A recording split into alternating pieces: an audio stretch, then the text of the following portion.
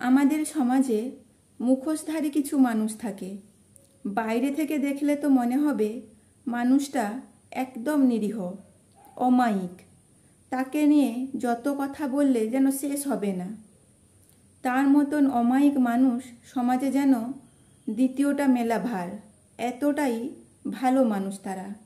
তাদের এই ভালো মানুষের মুখোশটা এতটাই শক্ত হয় যে টেনে খুলে ফেলা খুবই কষ্ট।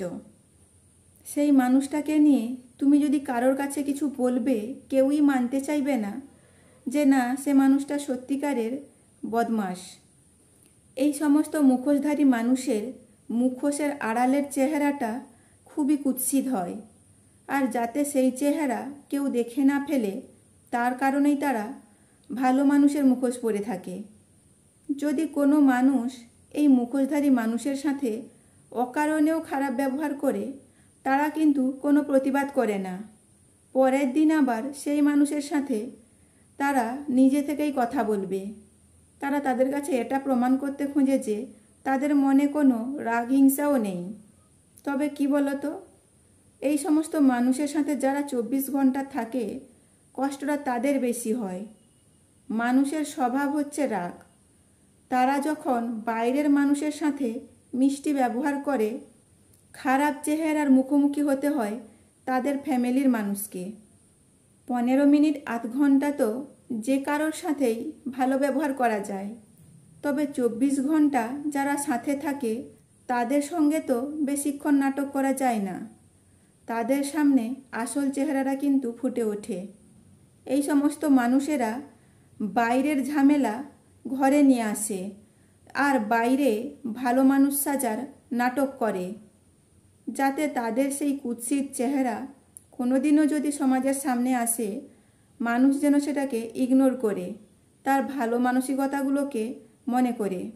এই সমস্ত ভালো মানুষদের স্ত্রীর সমস্যাটা এমন হয়ে দাঁড়ায়, না পারে সে পালিয়ে গিয়ে বাঁচতে, না পারে সে সেই মানুষটার সাথে অ্যাডজাস্ট করে থাকতে।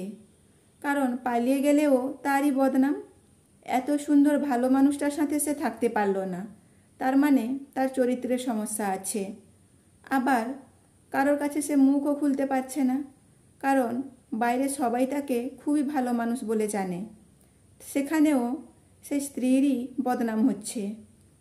না পারছে সে পালিয়ে যেতে, না পারছে সে তার সঙ্গে থাকতে। এই সমস্ত মানুষরা যারা বাইরে খুবই ভালো সাজার নাটক করে, তাদেরকে মেন্টাল পেশেন্ট বললেও কোনো ভুল হয় না। এরা মেন্টাল পেশেন্টই। কারণ বাইরের মানুষের সাথে খুব ভালো ব্যবহার করে কি পাওয়া যায়? যখনই তোমার কোনো বিপদ হবে, সময় খারাপ চলবে, তখন কিন্তু বাড়ির লোকই তোমার পাশে দাঁড়াবে, বাইরের লোক নয়। এইটা তারা ভুলে যায়। তারা ভাবে বাড়ির লোক তো বাড়িতেই থাকবে, তার ধর্ম হচ্ছে সবসময় তার পাশে থাকা, বিপদে তাকে উদ্ধার করা।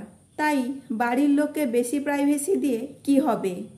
তাই তারা কি করে বাইরের মানুষের সমবেদনা আদায় করতে বেরিয়ে পড়ে। তাহলে এরা মানসিক পেশেন্ট নয় তো আর কি? বিপদের সময় বাড়ির লোককে তার পাশে থাকতে হবে, তাকে সাহায্য করতে হবে, বিপদ থেকে উদ্ধার করতে হবে।